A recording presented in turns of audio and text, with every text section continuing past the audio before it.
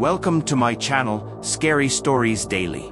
I have some great stories to tell. Let's get started.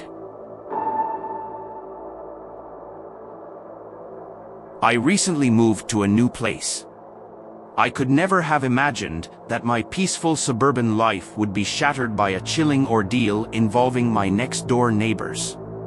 It all began innocently enough, with the simple act of our beloved dog disappearing from our backyard.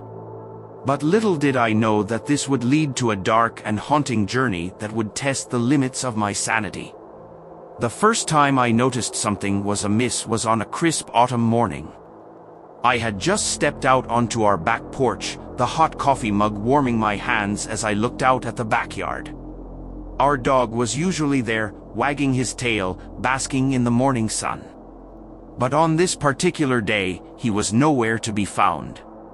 I called out for him, whistling his name, but there was only silence in response. Panic gripped my chest as I searched the yard, fearing that something terrible had happened. I scoured every corner, every nook and cranny, but there was no sign of our furry friend. Frantic, I rushed inside and woke up my spouse, sharing the dreadful news. We both knew that our dog had never wandered far from home, and it was highly unusual for him to vanish without a trace. We immediately began putting up lost dog flyers around the neighborhood, reaching out to our neighbors for help. We knocked on doors, asked if anyone had seen him, but the responses were all the same. No one had any information about our missing dog. Hours turned into days, and despair settled over our household like a thick fog. We couldn't understand how our beloved pet could vanish without a trace. It felt as if a part of our lives was missing, and we couldn't move on until we knew what had happened to him.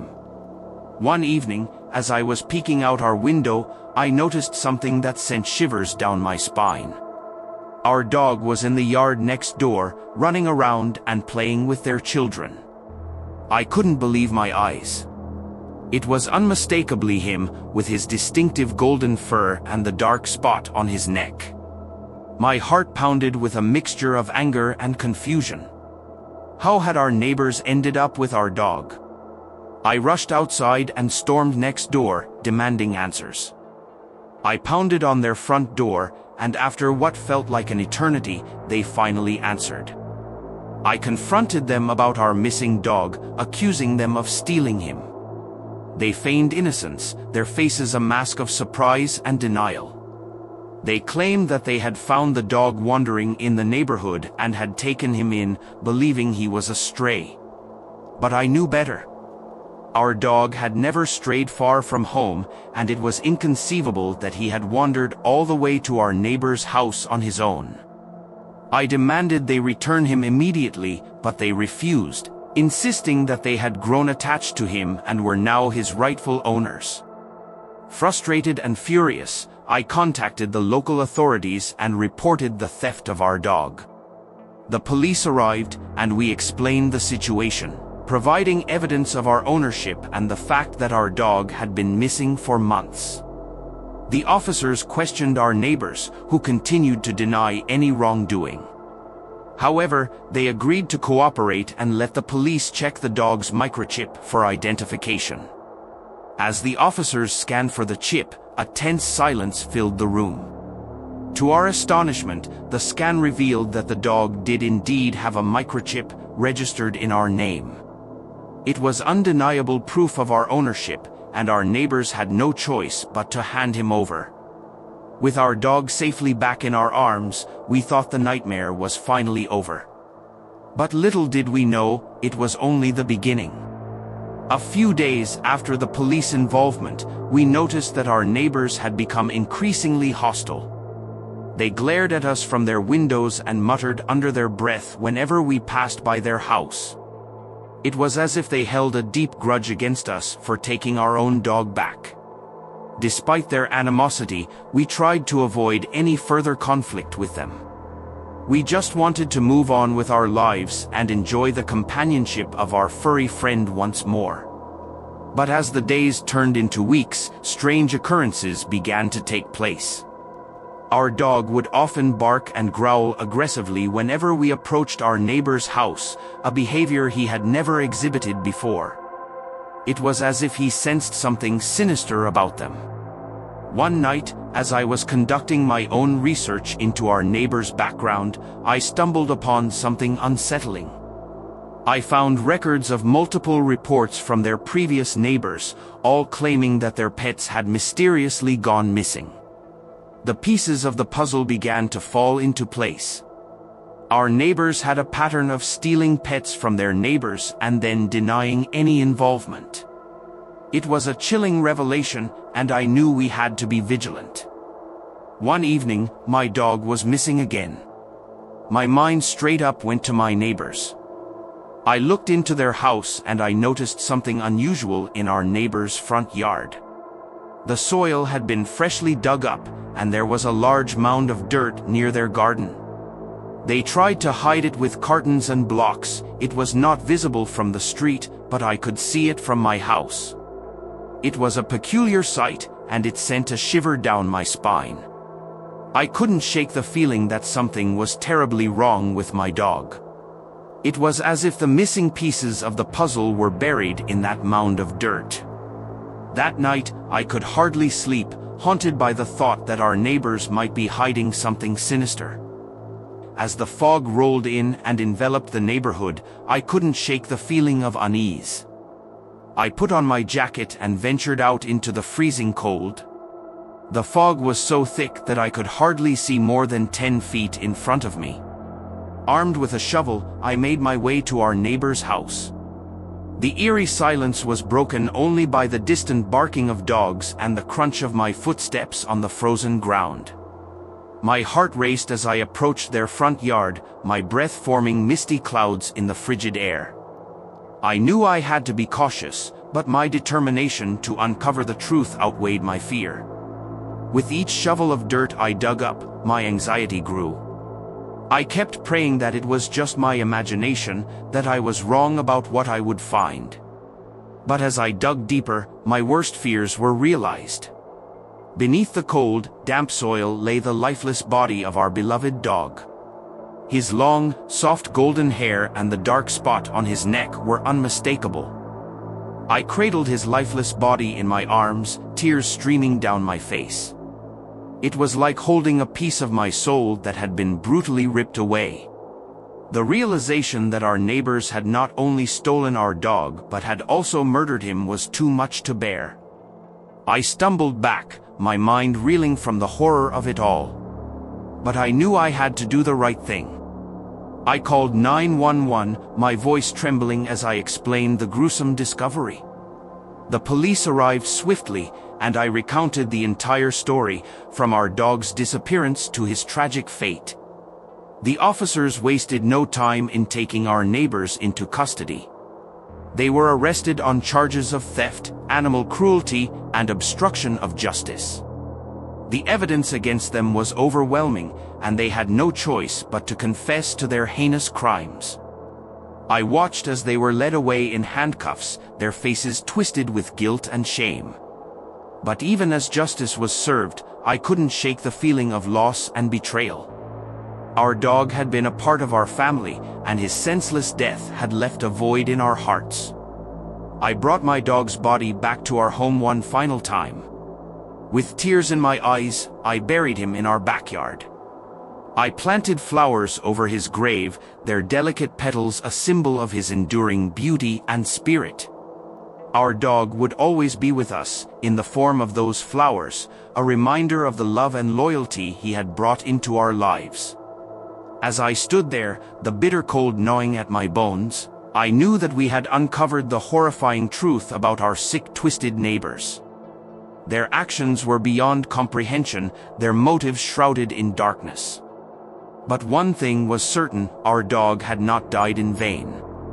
His memory would forever serve as a testament to the bond between humans and their loyal companions, and the depths to which that love could drive us to seek justice.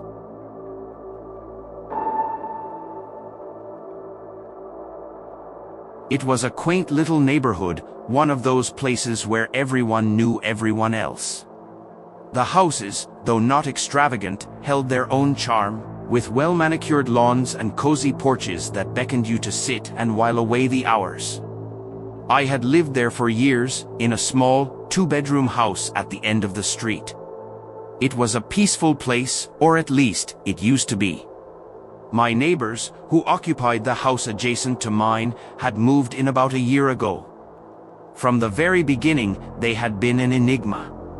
They were young, possibly in their early 30s, and their appearance seemed ordinary enough.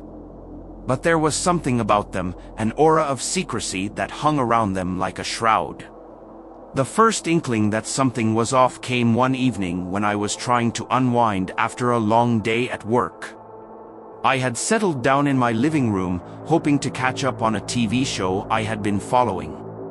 However, my relaxation was short-lived, as the thunderous beats of music erupted from the neighboring house. It was so loud that it felt as though my entire house was vibrating. I glanced at the clock on the wall, and it read 10 p.m. I couldn't believe that anyone would play music this loudly at such an hour. I stormed out of my house and banged on their front door, but there was no response.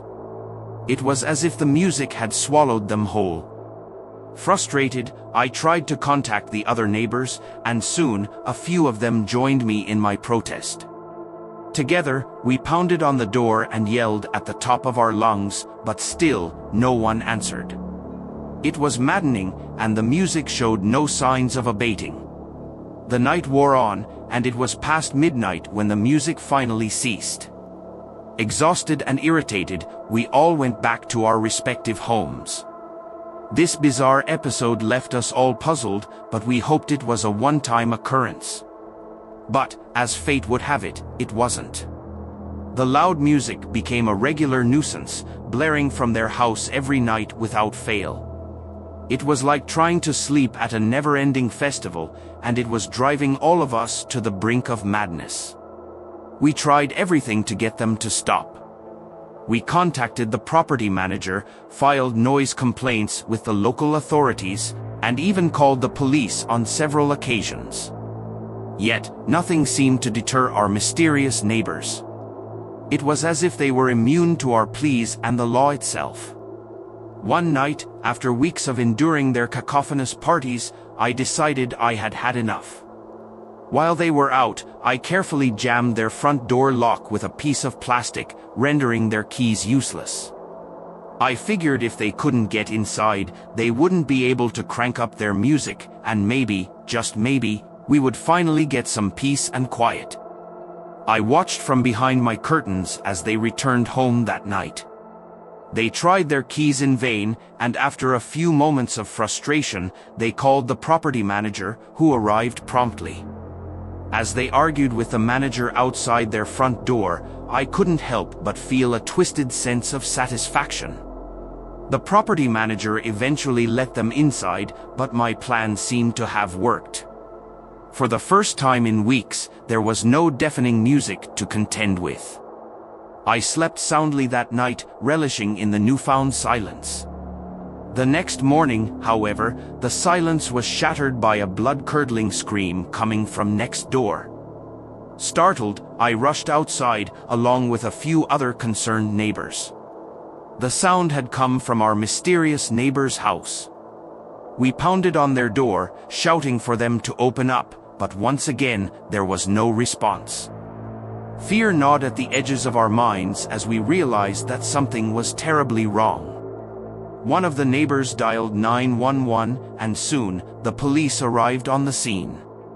The officers, just as frustrated as we were with our troublesome neighbors, wasted no time.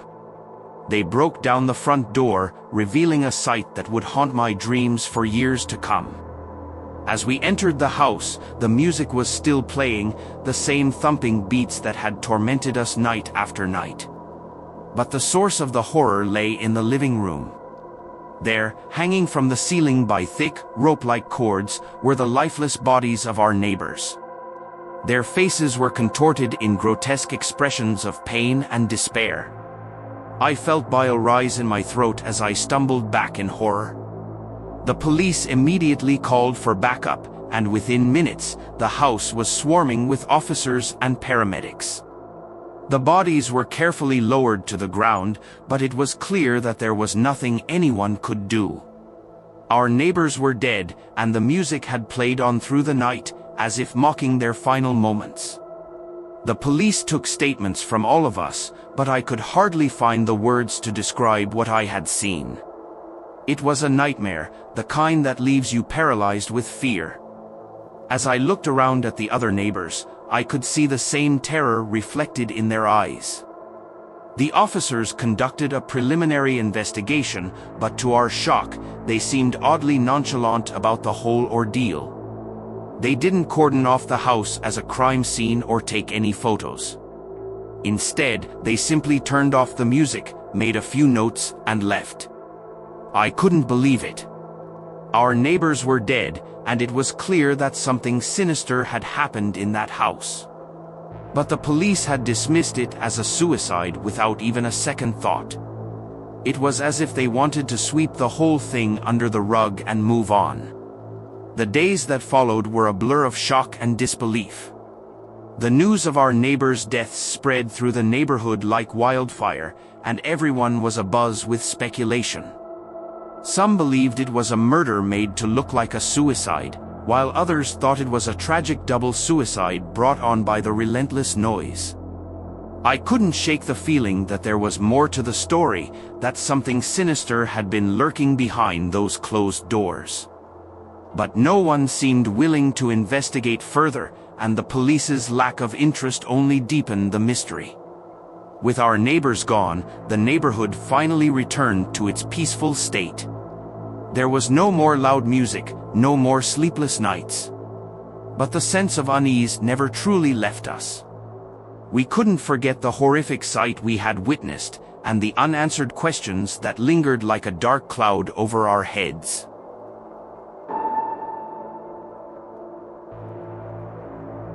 I had always heard stories about difficult neighbors, but I never imagined I would have to live next to someone as downright bizarre and antagonistic as Mrs. Teller. From the moment we moved into our new home, it was clear that she was not your typical neighbor. The first incident occurred on a sweltering summer day.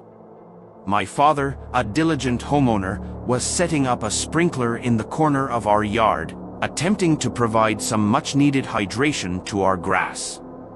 As he carefully positioned the sprinkler, he unintentionally stepped a few inches into Mrs. Teller's meticulously maintained lawn. Without warning, the front door of Mrs. Teller's house burst open, and she stormed out, her face contorted in anger. She was a tall, slender woman with graying hair and piercing blue eyes, and she was glaring daggers at my father. "Get off my lawn," she shrieked, her voice dripping with venom. My father, taken aback by her sudden outburst, quickly retreated, apologizing for the intrusion. But Mrs. Teller wasn't satisfied with just getting him off her lawn. She proceeded to stand at the edge of her property, arms crossed, and watched like a hawk as my father resumed setting up the sprinkler. As the water began to flow, she yelled at him to make sure it didn't touch her precious lawn. My father nodded in exasperation and adjusted the sprinkler to keep the water firmly within our yard. Mrs. Teller then plopped down on her back deck, her eyes never leaving the path of the water. This bizarre encounter was just the beginning of our ongoing feud with Mrs. Teller. It seemed that any interaction with her, no matter how innocuous, would inevitably lead to a confrontation. On another occasion, my family and I were enjoying a sunny afternoon in our backyard, seated comfortably under the shade of a massive tree. This particular tree happened to straddle the property line between our yard and Mrs. Teller's. It was a magnificent oak, its branches offering a cool respite from the scorching sun. However, our moment of relaxation was short-lived. Mrs. Teller appeared in her backyard, her eyes narrowing as she saw us enjoying the shade that her tree provided. With a determined look, she marched over to the tree and began examining its branches. "What are you doing here?" she demanded, her voice sharp as a knife. My mother, always the peacemaker, tried to explain that we were simply enjoying the shade, as anyone would on a hot day. But Mrs. Teller was having none of it. "That tree's shade belongs to me," she insisted, as if she had some legal claim to the sun's rays. Determined to resolve the situation amicably, my parents offered to share the shade, suggesting we place a table and some chairs in the part of the yard that fell under Mrs. Teller's jurisdiction. But she refused, stating that she didn't want our presence near her tree at all. Frustrated and baffled by her possessiveness, my parents relented, and we moved our belongings away from the tree's shade. Mrs. Teller stood triumphantly on her deck, watching as we baked in the sun. As if these incidents weren't strange enough, things took an even more unsettling turn when Mrs. Teller hired an arborist to trim her tree. It wasn't just a routine pruning. She instructed the arborist to trim the tree in such a way that it would no longer provide shade to our yard.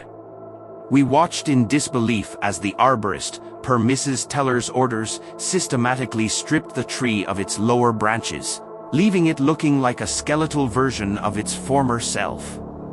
The shade was gone, and so was any semblance of neighborly goodwill. Our interactions with Mrs. Teller became increasingly tense, as we tiptoed around her ever-growing list of demands and idiosyncrasies.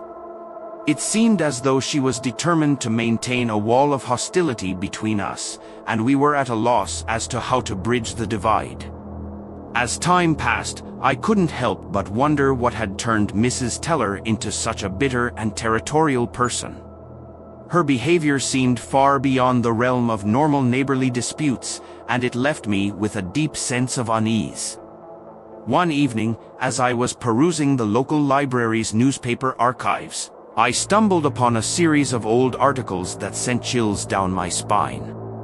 They chronicled a tragic event that had occurred decades ago, one that was eerily connected to Mrs. Teller. According to the articles, Mrs. Teller had lost her only child, a young daughter, in a drowning accident that had taken place in a community swimming pool. The incident had left her devastated, and she had blamed the lifeguards for not saving her daughter in time. The lifeguards had been absolved of any wrongdoing, as the pool had been crowded that day, and the accident had happened in a matter of seconds. But Mrs. Teller had never accepted this explanation. She had filed numerous lawsuits against the lifeguards and the pool management, all of which had been dismissed. The tragedy had left a lasting scar on Mrs. Teller's soul, and it seemed that she had channeled her grief and anger into her interactions with her neighbors. Her possessiveness over her property and her obsessive need for control were all manifestations of her deep-seated pain and loss. Armed with this newfound understanding, I decided to approach Mrs. Teller one last time, not as an adversary, but as someone who empathized with her suffering. I hoped that by acknowledging her pain and offering our support, we could finally put an end to the ongoing feud. I knocked on her front door, and after a moment, she opened it, her eyes wary and defensive. I took a deep breath and began to speak, sharing what I had learned about her tragic past and expressing my sincere condolences for her loss. For a moment, there was a flicker of vulnerability in her eyes, as if my words had struck a chord. But then, as if on cue, she hardened her resolve and pushed me away. "I don't need your sympathy," she hissed, slamming the door in my face. It was a disheartening response, but I refused to give up. I knew that Mrs. Teller was trapped in a cycle of bitterness and isolation, and breaking free from it would be a monumental challenge. Days turned into weeks, and despite our continued efforts to reach out to her, Mrs. Teller remained entrenched in her hostility. It seemed that her pain had become a prison from which she could not escape. Then, one fateful night, as an eerie fog settled over the neighborhood, I received a frantic phone call from my mother. She was panicking, her voice trembling as she told me that she had heard strange noises coming from Mrs. Teller's house. I rushed over to my parents' house, and together, we stood in the darkness, listening intently. From the direction of Mrs. Teller's house, we could hear faint, haunting whispers, like the murmur of 100 voices. Fear clung to us like a shroud as we approached her property. The fog was so thick that it seemed to swallow the world around us, and the whispers grew louder with each step we took. We reached the front of Mrs. T. Eller's house, and I hesitated before knocking on her door. There was no response, but the whispers continued, now more urgent and unsettling. With trepidation, I tried the doorknob, and to my surprise, the door swung open. The darkness inside was oppressive, and the whispers seemed to be emanating from the depths of the house. We ventured cautiously into the dimly lit hallway, our hearts pounding in our chests. The whispers grew louder, and it became clear that they were not the result of any human presence. As we explored further into the house, we stumbled upon a room that sent shivers down our spines. It was filled with old photographs, newspaper clippings, and mementos of Mrs. Teller's daughter.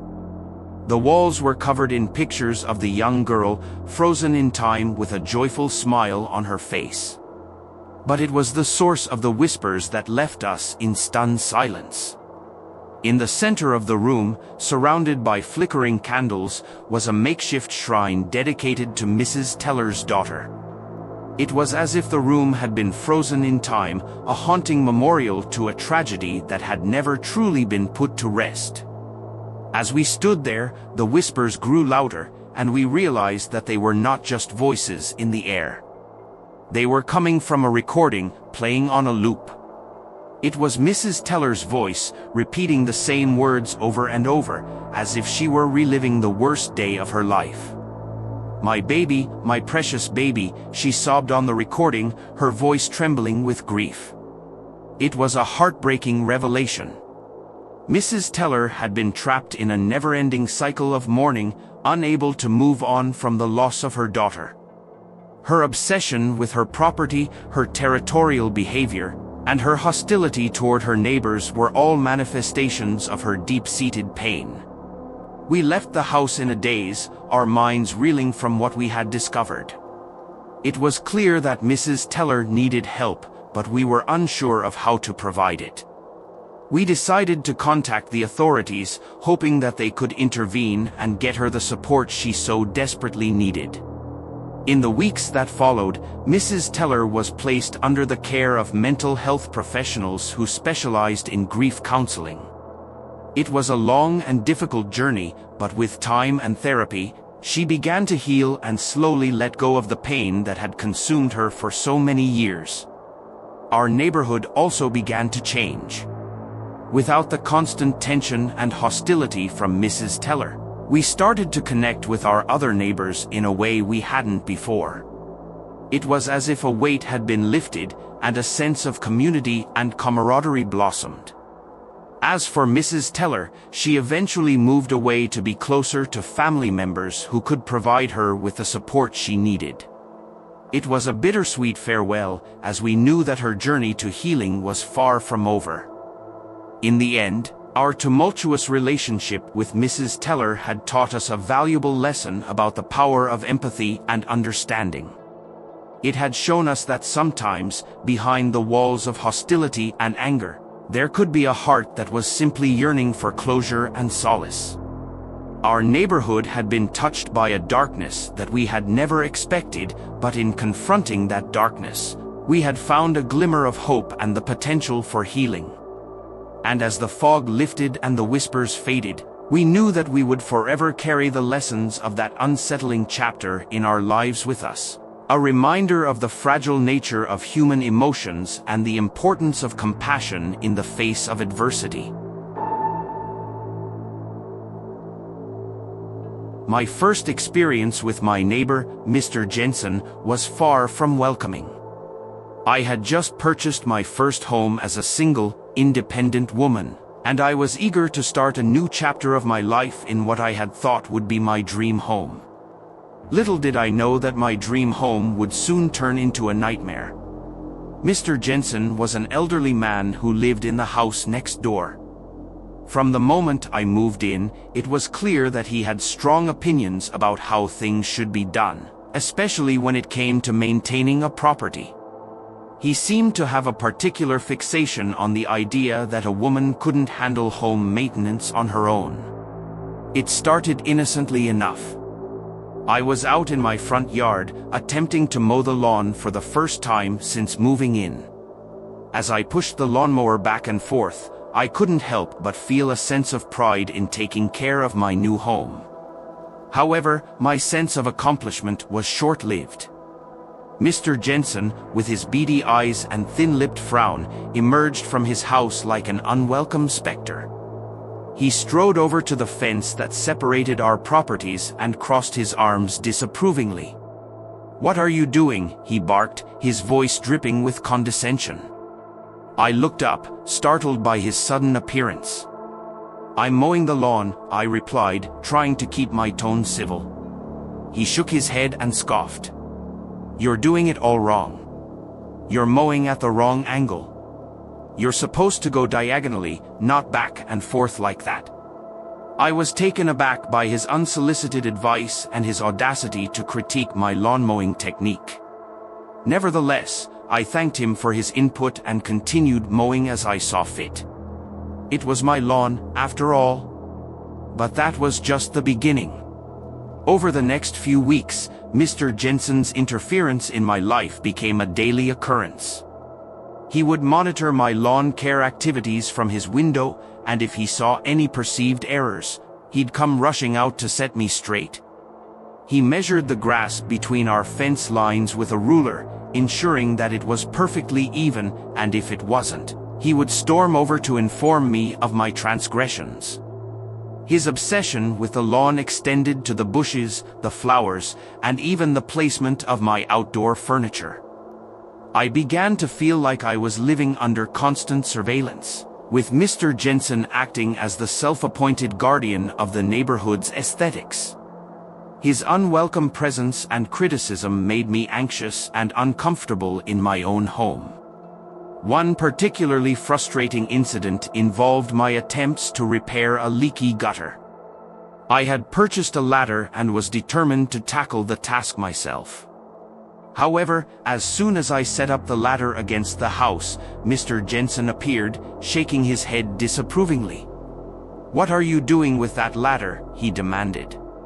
"I'm trying to fix the gutter," I replied, my patience wearing thin. He scoffed once again. "A woman like you shouldn't be climbing ladders. You'll hurt yourself. Let me get my son to do it for you." I was furious at his patronizing attitude, but I refused his offer and continued with the repair. As I stood on the ladder, hammer in hand, I could feel his judgmental gaze burning into my back. It was as if he couldn't stand the idea of a woman taking charge of her own home. As time passed, Mr. Jensen's behavior became increasingly invasive. I caught him multiple times on my video camera, coming into my yard without permission to fix things that he believed a woman wouldn't understand. He'd adjust my sprinklers, trim my hedges, and even rearrange my outdoor furniture to his liking. I confronted him on several occasions, demanding that he stay off my property and respect my boundaries. But he remained defiant, insisting that he was only trying to help. It was clear that his condescending behavior was rooted in deep-seated sexism, and it was taking a toll on my mental and emotional well-being. One day, as I was recounting the latest incident to a coworker, she suggested I install security cameras to document Mr. Jensen's intrusions and harassment. It was a sound idea, and I wasted no time in setting up the cameras around my property. The footage I captured was disturbing. It revealed the extent of Mr. Jensen's unwelcome visits and highlighted just how far he would go to assert his control over my home. I decided to take the evidence to the police, hoping that they could intervene and put an end to his harassment. When I presented the footage to the police, they were sympathetic to my situation. They paid a visit to Mr. Jensen and issued a stern warning, emphasizing that his actions were not only intrusive but also illegal. Mr. Jensen's grown son, who lived in another state, even came to apologize for his father's behavior and promised to talk some sense into him. For a brief period, it seemed like things might finally improve. Mr. Jensen kept his distance, and I began to regain a sense of peace in my home.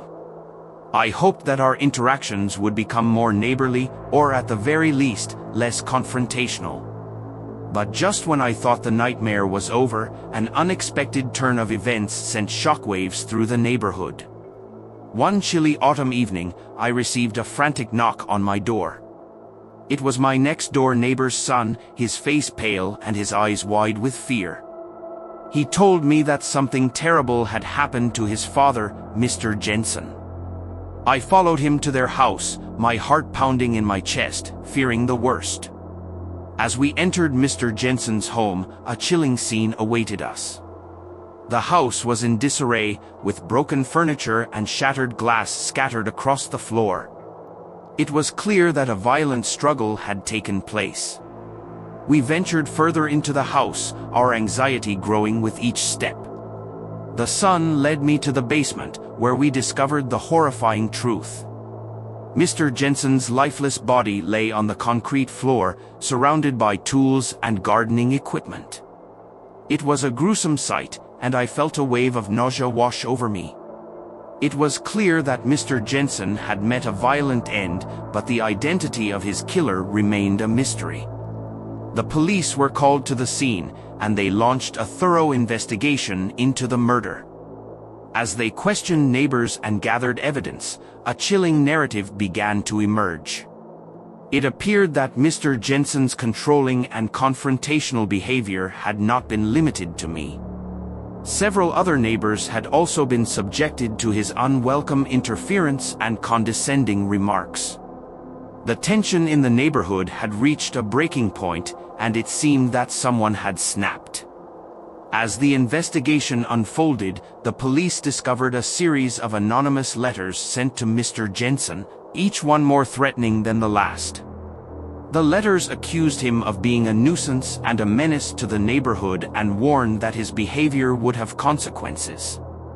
The anonymous letters, coupled with the surveillance footage of Mr. Jensen's intrusive actions, led the police to believe that one of his aggrieved neighbors had taken matters into their own hands.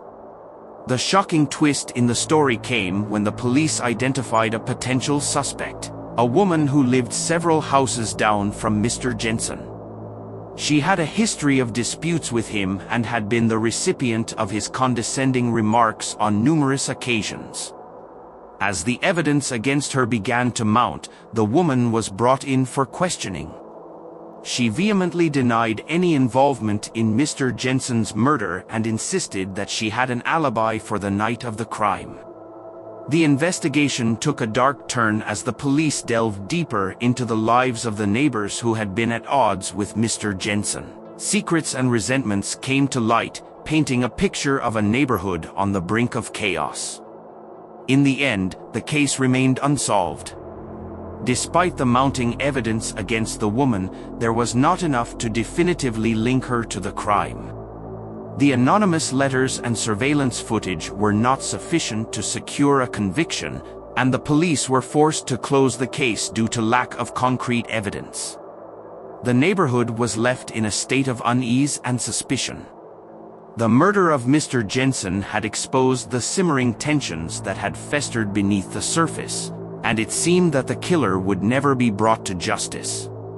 As for me, I couldn't help but wonder if the constant friction between Mr. Jensen and his neighbors had ultimately led to his tragic demise. It was a chilling reminder of the consequences of unchecked hostility and the dangerous power of resentment.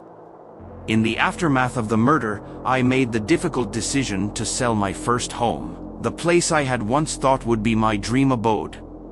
The memories of Mr. Jensen's harassment and the horrifying events that had unfolded in the neighborhood were too much to bear. I moved on, seeking solace in a new neighborhood, hoping for a fresh start. But the echoes of that eerie chapter in my life continued to haunt me, A reminder that the line between neighborly disputes and something far more sinister could sometimes blur in the most unexpected and chilling ways.